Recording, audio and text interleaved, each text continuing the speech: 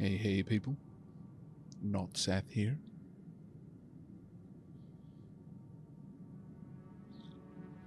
How y'all doing? I hope you've all had plenty of time to grab your drinks. I have got mine. I've got two. Lady Sheelab was an absolute darling. And by the time I got up to the kitchen, she was already there making me tea because she heard that I was going on a tea break. So that afforded me a little bit of time to get myself another drink as well. I've got a funny feeling that we're going to be making some strong decisions, and strong decisions need strong drink. Wait, did you get early access to Nemesis, Aavak? Yeah.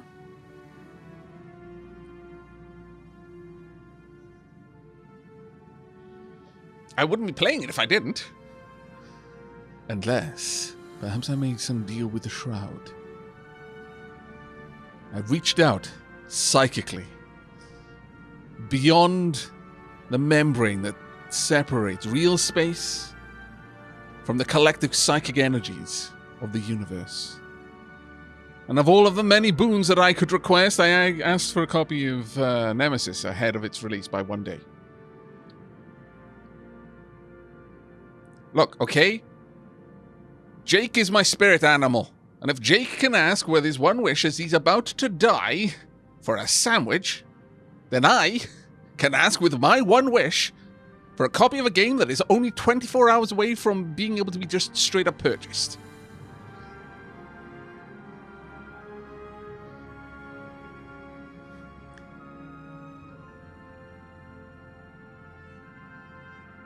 I don't know, some people do weird things if it has a region unlock. Oh, yeah, no, I get where you're coming from there. So, some people unfortunately do. But no, the embargo for streams lifted today on actually 3 p.m.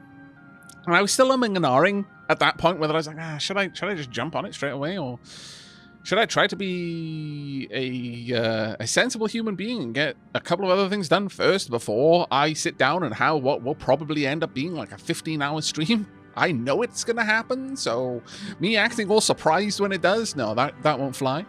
And I decided to get some stuff done first.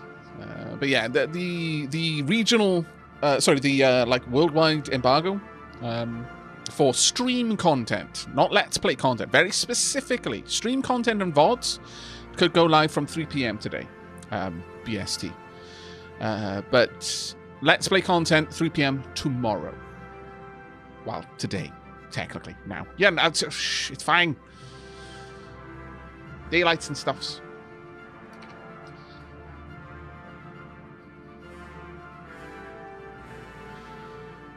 Lady Sheelab is indeed out of lurk mode, yes.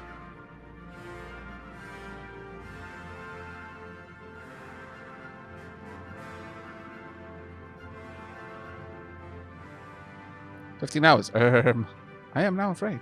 Don't be afraid. It's okay."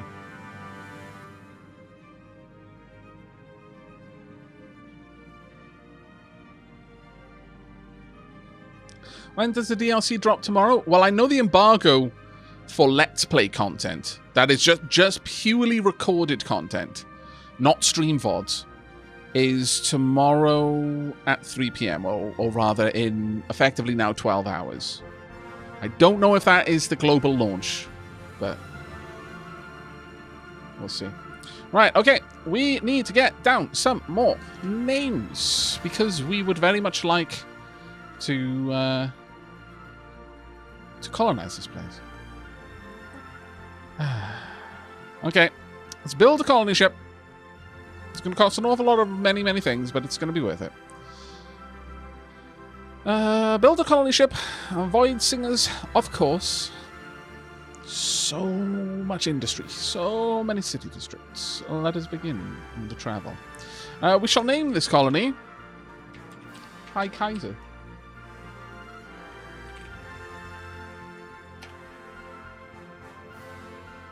What is this? Yeah, we'll just go with High Kaiser. Thunk. I was going to get fancy. High Kaiser Primus, High Kaiser Secundus. etc., etc. But no. The system shall be named after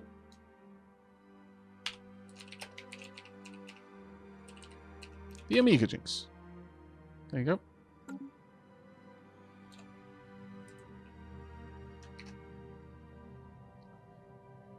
And clear off those names now.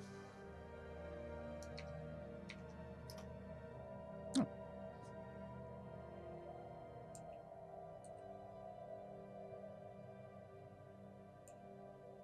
I know, Hi Kaiser, your luck seems to have changed.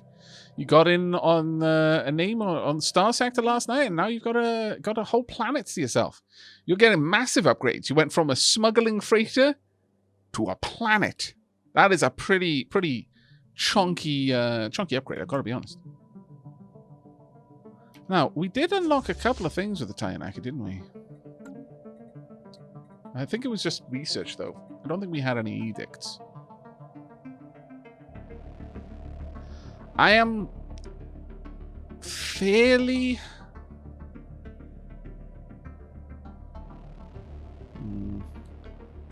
I am considering...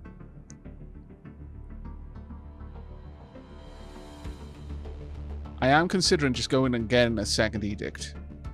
I know it's going to push us over our max, but...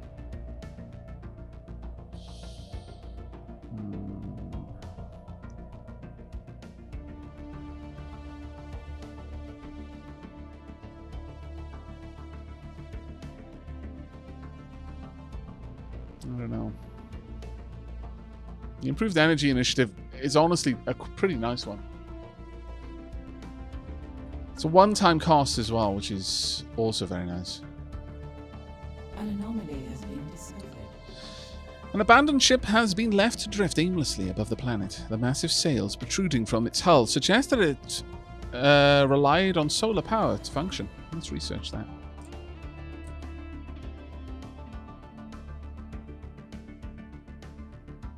Now I can smuggle billions of people as long as they want to orbit around a specific star. Well, yeah, I suppose so. I just wanted to say thank you. My whole life has exploded over the past 2 days, and this is my escape. Well, I'm glad to be able to offer you somewhere to seek some sanctuary from everything going on in your life. Heavens knows that we've all been in that place in the last year or so. Right. Let's pause for a second. We've got new workers, new pops who need places to be. Another Void Singer. Now, at this point, I could go ahead and build another sacrificial temple. And I'm kind of tempted.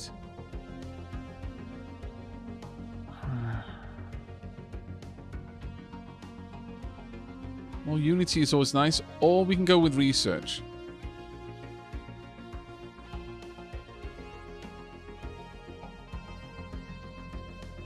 I don't think we really need anything else strictly right now. What do you think, chat?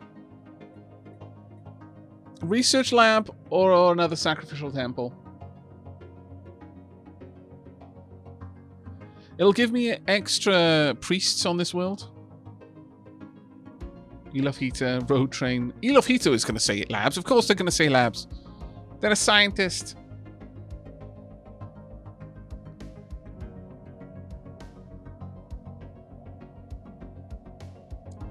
It looks like we've got more go for labs, though. I am by nature still a science ship. That is true. Road Train.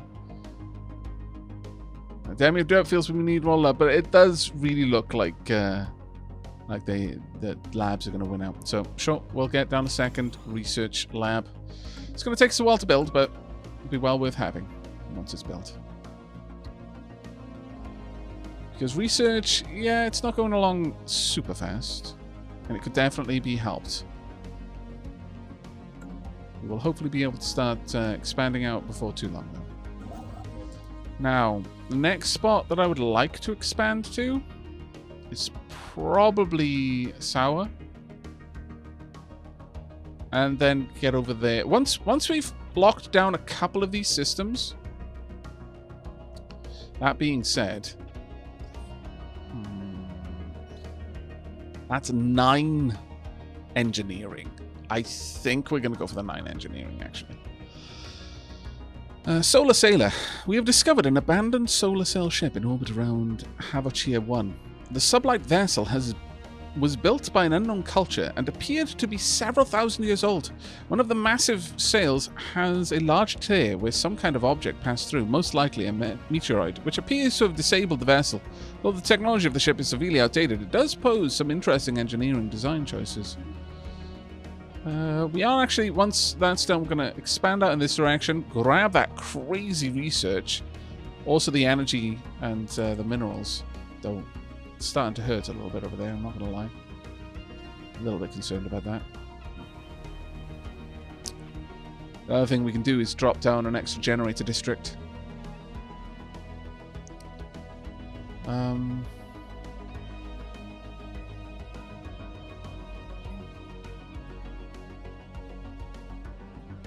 I'll need some extra materials for that, but yeah, I should have actually looked at that, because that is going to get expensive, really expensive. We've got a bit built up, but not quite enough for us to feel safe about it.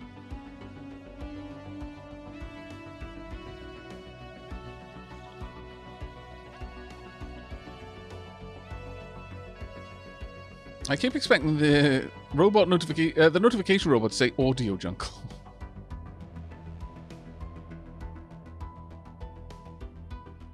A system survey has concluded. There are signs of activity by an ancient precursor civilization on this inhospitable rock. Well, then have a look at it, please. A study has been completed.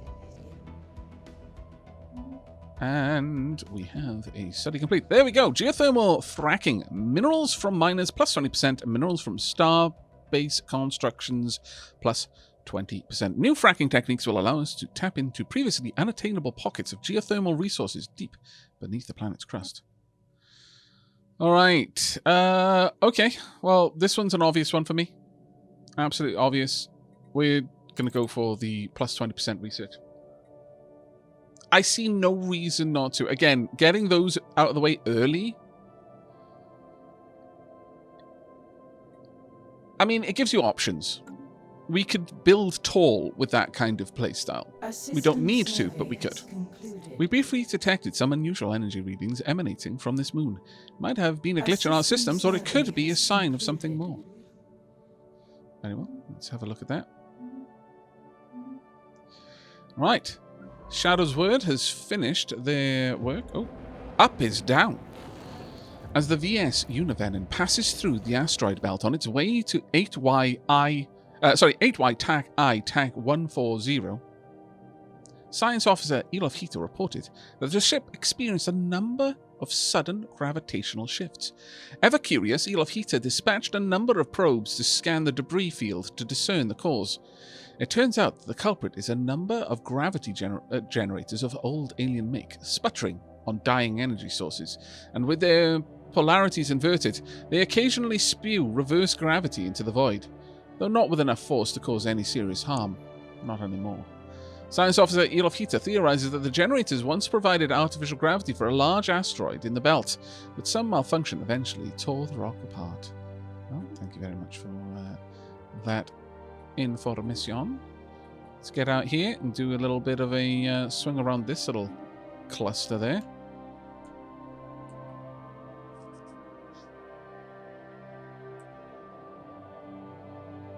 Yeah, we're starting to herd for power. Construction venture completed. A lot of things just happened. Huh. Right, okay, so 3 different species. We've made first contact with the mysterious aliens in the Teatra. Epsilon aliens, Gamma aliens, and Delta aliens. What the Dickens? Okay. Alien vessel. Who else?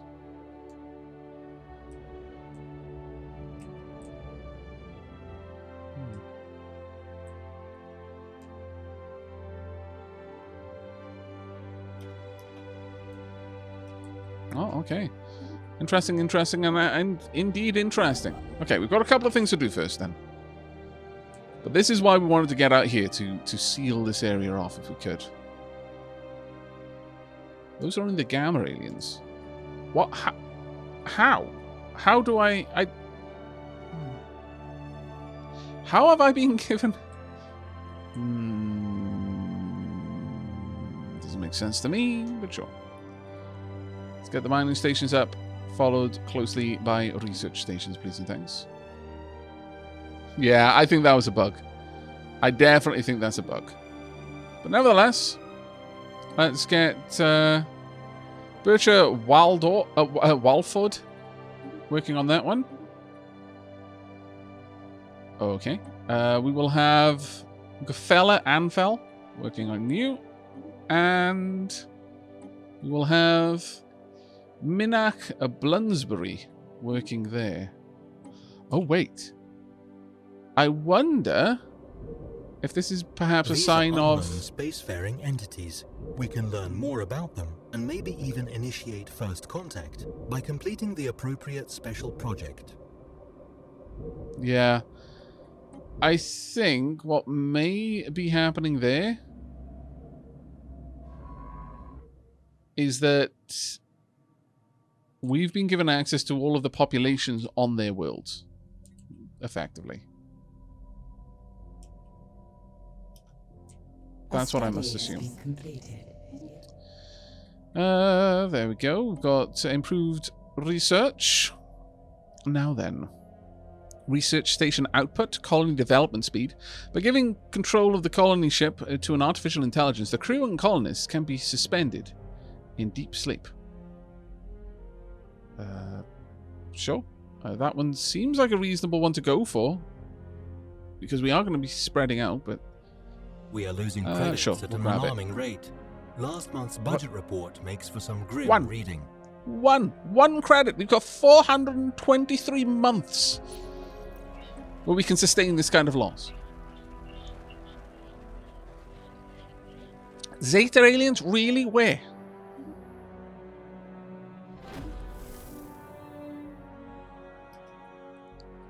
Alright. Well, again, this is why having lots of envoys is useful. Penny Ixbridge! Once again, we call on you to reach out. Zeta aliens are in here. There we go. Alright, so this looks like the side that's going to connect with all of the fun down in this direction. Alright. Great video yesterday, Aavak. Really loving the Evil Genius 2 videos. Can't wait for the next one. Oh, thank you. I'm really glad you're enjoying them.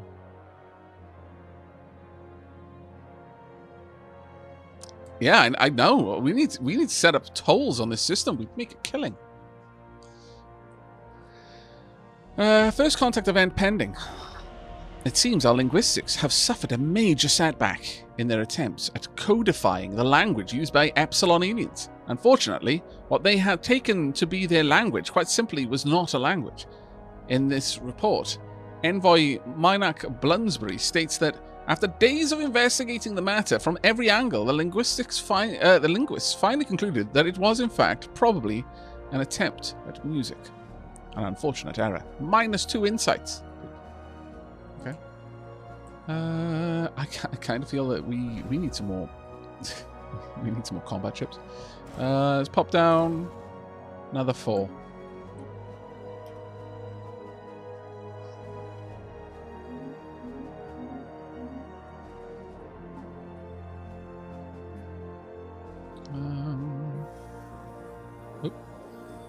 Bunker bot. We have traced the unusual electromagnetic radiation emanating from Lirum 4A to a secret subterranean bunker hiding a megacomputer the size of a battleship. Our researchers suspect that it may have been there for several thousand years, hard at work solving a single, very complex problem, the nature of which still eludes us. When the crew attempted to interact with the computer, they discovered that the facility, which had appeared both abandoned and unguarded, was in fact operated by a security AI, the highest purpose of which seems to be frying its visitors alive. As the crew defeated the AI, it broadcast a message to an unknown recipient. Scrap this megacomputer for its parts? Wow, bunch of crystals and motes. Use it to boost our own research. This requires that we keep the AI maintaining the facility offline, and will cause the computer to break down within the foreseeable future. Bunkerbot modifier added for 120 months, giving the following effects: monthly engineering research plus 10%. Or let it continue its mysterious calculations. We'd better not disturb it, whatever problem the computer is trying to solve. It seems important. I wouldn't mind that 200 influence. I really wouldn't. I really wouldn't mind that.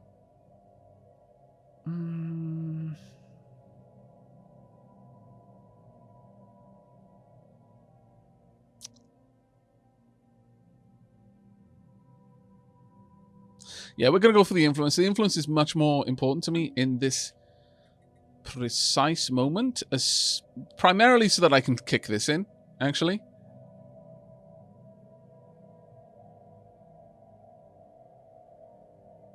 Yeah. Now that should...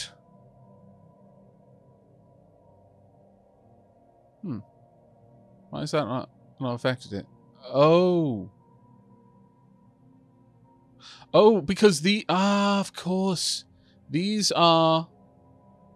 They run out. Whereas this... Yeah, if you just look at the icons, I wasn't paying enough attention. That was very silly of me. These ones stay in effect until they're told to stop, whereas these ones, once activated, run for a set amount of time and then stop. Well, that was fine. We've discovered a new archaeological site. Oh. Where? Oh, right, okay. I guess we could isolate that area if we really wanted to.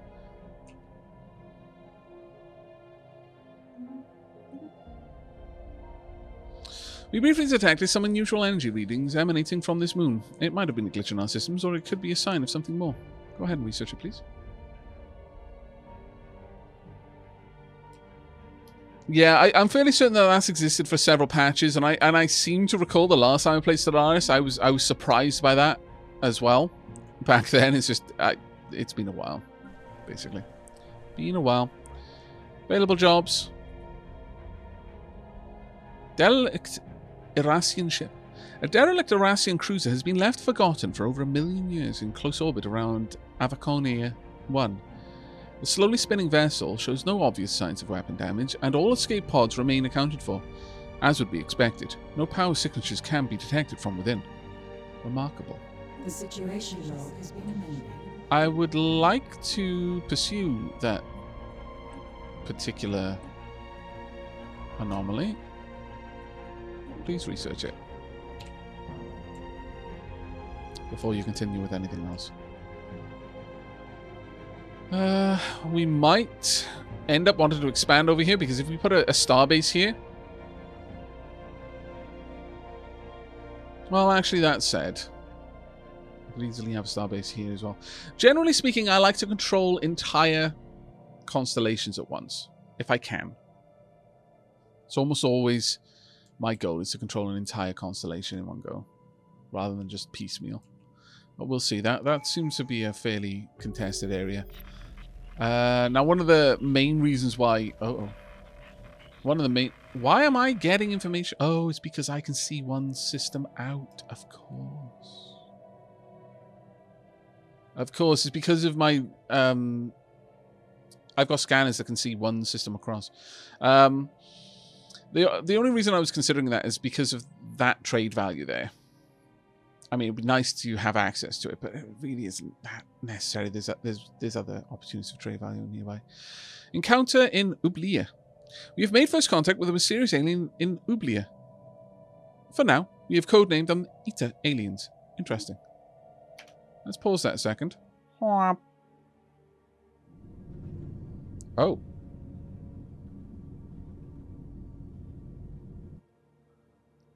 Interesting. They would have probably been here the whole time, though. I mean, I know what they are. Very, very interesting. Let's investigate. Oh.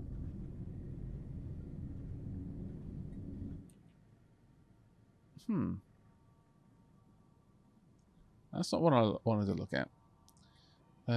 Show first contact. Let's get our final envoy, Roth Crickson. Working on that. And then we are going to finish off Discovery. Faith in science. The public has come to regard science as something almost akin to a religion. Their faith in it is absolute. There is no question in this universe so big that it cannot be answered by science. Pops working on research have their upkeep reduced by 20%. Pomp. And that gives us everything in here. Finishing effects, research speed plus 10%. All discovery traditions increase our research speed by 10%. In addition, we will unlock one ascension perk. Alright, time for us to consider what we're going to grab. The Ascension Perks list shows the Ascension Perks that we can potentially unlock. Some Ascension Perks may have special requirements, like technologies, or having a certain number of already unlocked Ascension Perk slots. Okay. Nihilistic Acquisition unlocks the Raiding Bombardment stats, which in turn allows us to abduct pops from besieged planets and resettle them in our world. The notion of self-determination cannot be a moral absolute. Holistic goals clearly outweigh individual concerns. That'd be hilarious. We want friends! We will take them by force if necessary.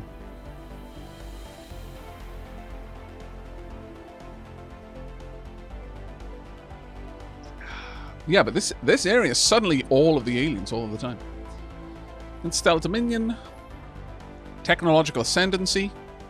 Technologies that would have been indistinguishable from magic were generations ago, mere generations ago are now within our reach. A new age of technology has begun. Research speed plus 10%. Rare technologies now appear at a 1.5 times the normal rate. This effect would change a 1% chance to a 1.5% chance. One vision.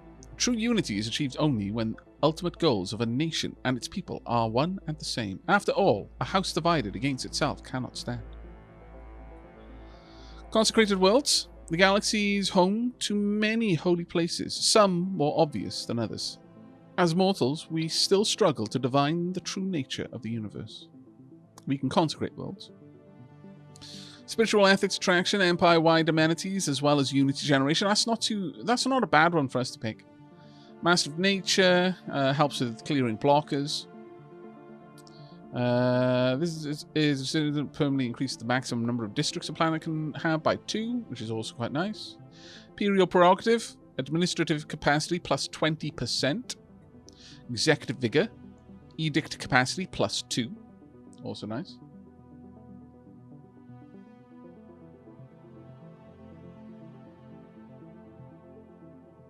The needs of me outweigh the needs of the few. Flying enemy. Yes, that is.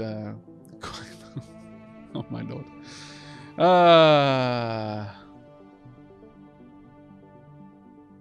Good night, Tisman. Take care, mate. Transcendent learning. Our society must change its approach towards learning, and by doing so, our best and brightest will be able to reach a completely new level of achievement. Shared destiny. As we reach for ever greater heights, we must not leave behind those who have loyally served us. The glorious future of our empire was always meant to be a shared destiny. Available envoys plus 2, pretty huge. Subject integration influence cost minus 50%, and subject trust cap plus 100. Become the crisis. You notice this.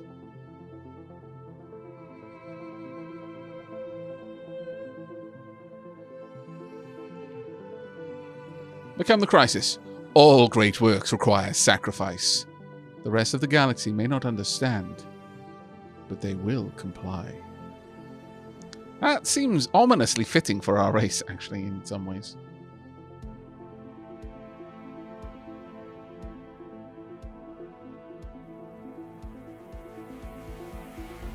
We can't take it. Nope. All must be false. Has xenophile ethic. Don't worry. Don't worry. Shh. Xenophile ethic can be lost with time.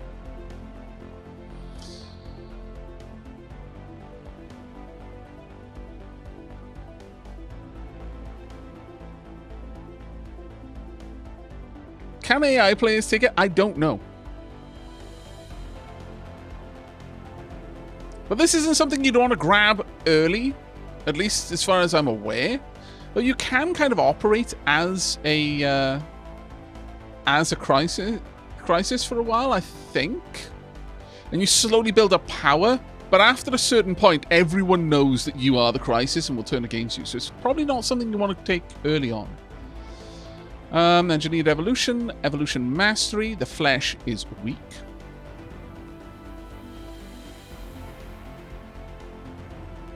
Synthetic evolution.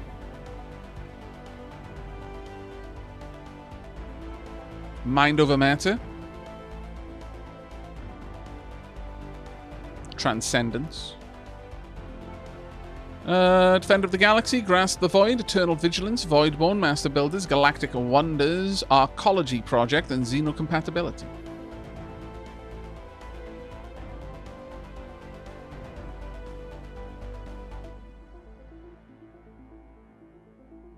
Oh, AI can have it, and it is better to have early to stack the points for the crisis. Okay, okay. I wasn't sure if it was something that you'd want to take as your first Ascension perk, though, because it might lead to getting into trouble before you were ready to deal with it.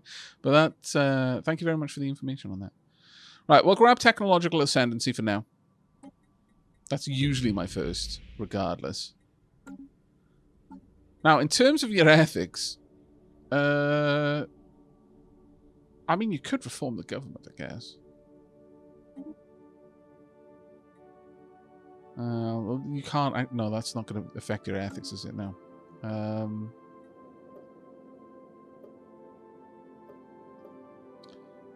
I think we would need factions without the xenophile ethic. So we just need to wait until we've got a population big enough to start producing factions, basically. But don't worry. Don't worry, we can make it work.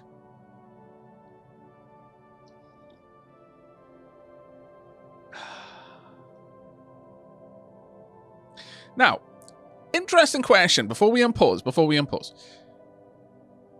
It's obviously possible to have cybernetics even whilst spiritual. Possible, but not easy. Similarly, it's possible to have psionics whilst not spiritual. Possible, but very not easy. But what if you had changed most of your race into cyborgs and then became spiritual? Would that not be one of the easiest ways to go? Because it's not like they can uncyborg themselves. You can lose access to your religious abilities if you stray away from being spiritual. But it's not like they can really divorce themselves from, I don't know, their arms and legs. In the same way they can divorce themselves from using the sacrificial temples.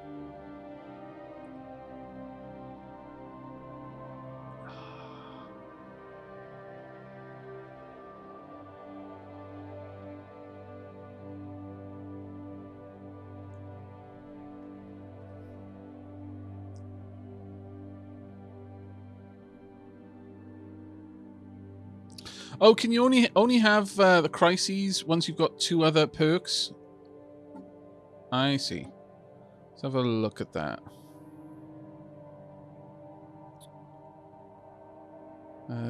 Yeah, it requires 2 other essential. Yeah, so it can only be taken as the 3rd one. So we got time. We got time. It's fine.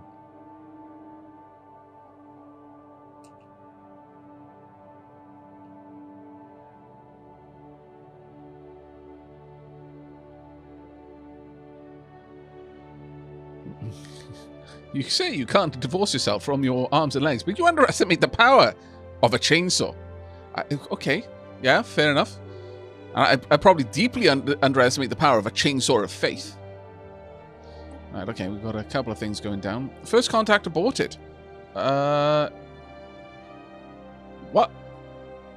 The Zeta aliens no longer exist? What?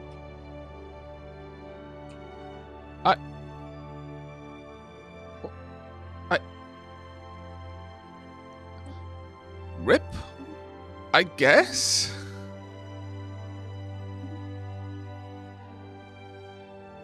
Alright. First contact event. Mysterious spacefarers.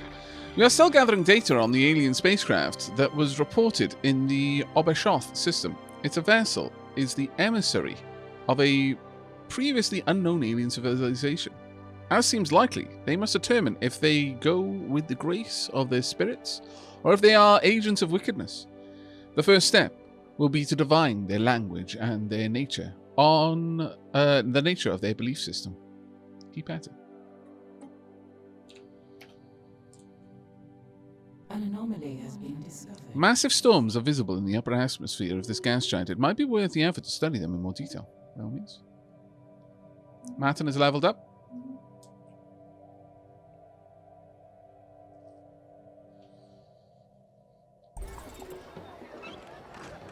Rekthalar civilization encountered.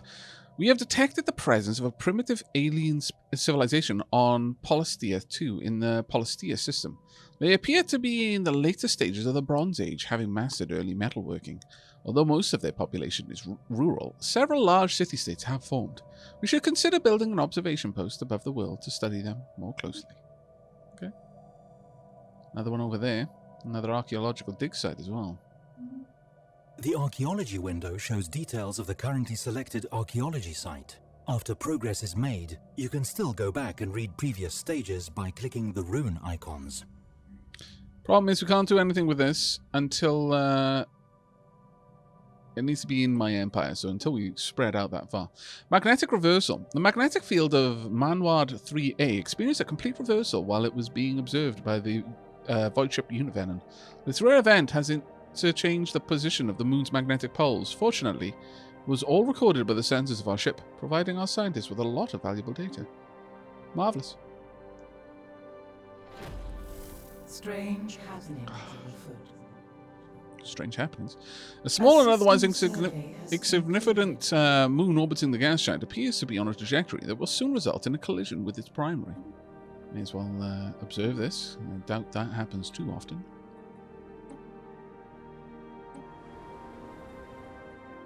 Primitive dwellings, stone palaces.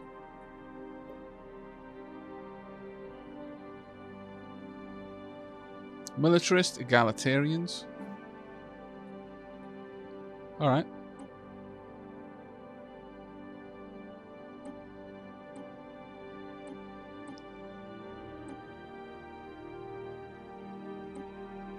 Okay, so these are all the species that we've got right now.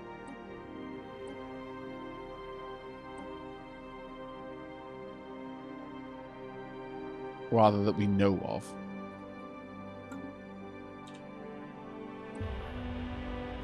We are still gathering data on the alien spacecraft that was reported in the Obelia system. If this vessel is an emissary of a previously unknown alien civilization, as seems likely, we must determine if they go with the grace of their spirits or if they are agents of wickedness. Very well, stage 3. Having this many people to interact with is kind of crazy. All at once, that is.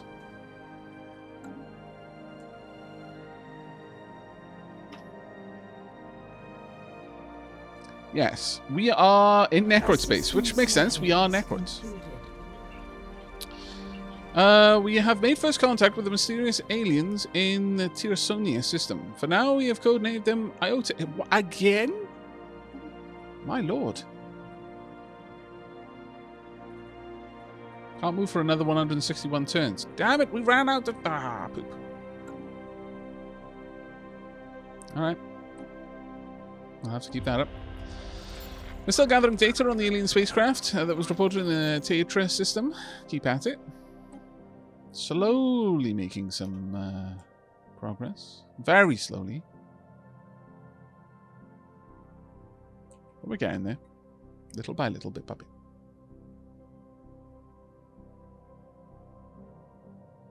We're up to -3 now. Extreme storms. Conchab 2 frequently experiences massive and extremely violent storm systems in its atmosphere. Several dozen persistent storms are visible from orbit, with winds often reaching speeds in excess of 700 meters a second. The cause of these storms is not immediately apparent, as we have found nothing in the planet's climate model that would explain them. Our scientists are interested in studying the anomaly. And we have discovered a new life form in Ubilia, although calling it a life form... Congratulations on having colonized a new world. Hooray! Our colonists are now in the process of building their first settlement. But Okay, thank you very much, Veer. Although calling it a life form may be incorrect, the entities appear to be fully automated mechanical drones built exclusively from some unknown industrial purpose. Observations will continue, but since it's likely that these machines are programmed with defensive protocols, it will be prudent to tread lightly. Okay. Keep looking, but use caution. First Void Singer Colony. Our colony ship managed, with surprising grace, to maneuver between the massive peaks that are so prevalent in the jagged landscape of High Kaiser. It touched down in a sheltered valley that will serve as an ideal first landing site. The ship has been permanently converted into an administrative headquarters of the new settlement, and its reactor core is in the process of being removed so that it may serve as the colony's temporary power source.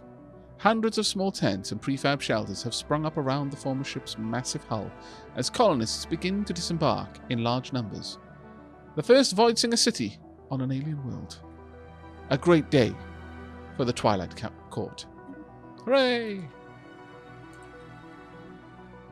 Alright, let's have a quick peek at you then.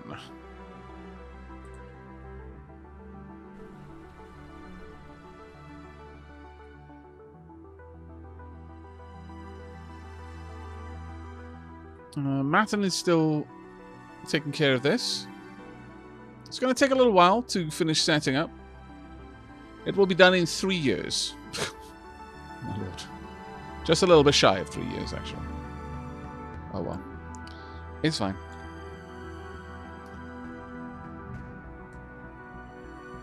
A system survey. What big peaks you have, High Kaiser. Wow. Please continue to compliment me on my rugged good looks. Archaeological project completed. The inside of the Irasian cruiser found orbiting Aavak 1 contains the dead remains of its full crew complement. Most of them perished as a result of the Javorian pox that would later render the Usarians extinct, but some of the crew were gunned down by marine guards while trying to reach the escape pods.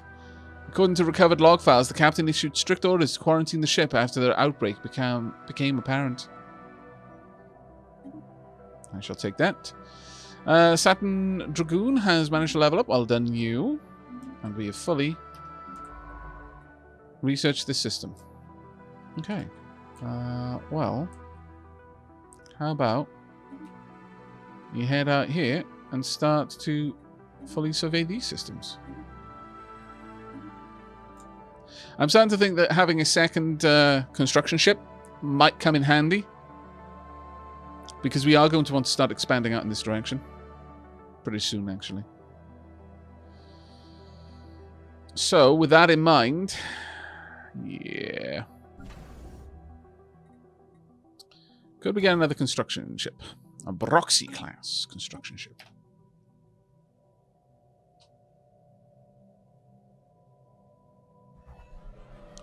Faction founded! Hooray! Factions!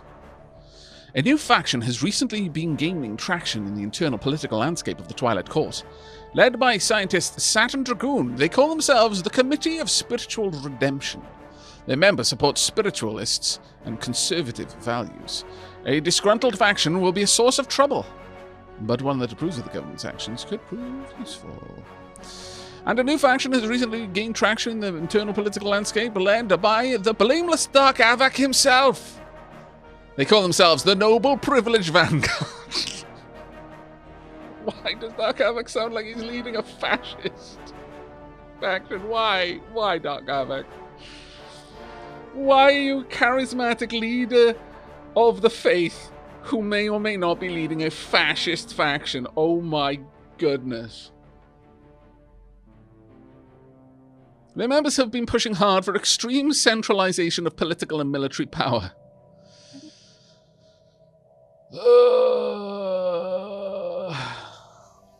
A new faction has recently gained traction, led by Governor Matten.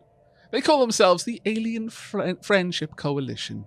Their members have been pushing hard for friendly relations with alien species.